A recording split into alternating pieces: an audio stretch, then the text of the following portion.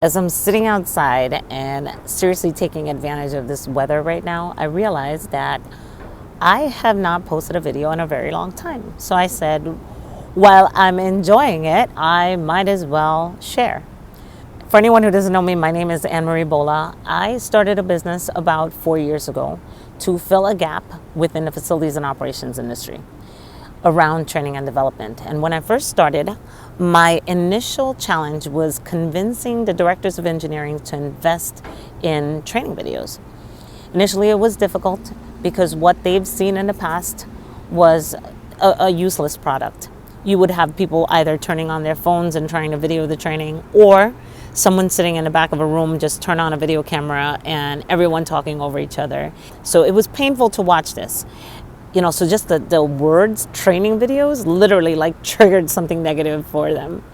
Fortunately, I have been very successful in convincing some of the major hospitals to invest in training videos.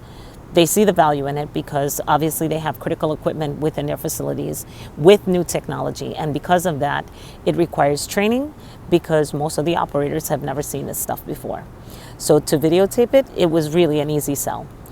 The new challenge is to convince those that haven't seen the value in this yet. And I say yet because I think with the points that I'm about to make, you'll understand it.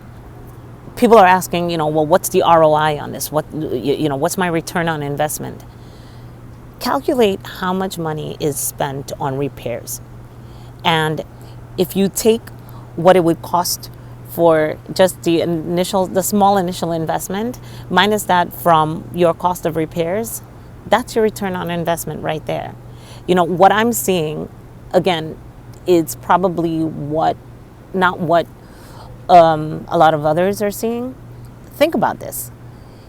If you're a skilled technician or a skilled operator, you don't have to go looking for a job anymore.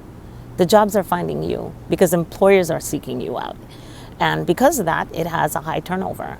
And because of this high turnover, managers are not able to train their operators fast enough.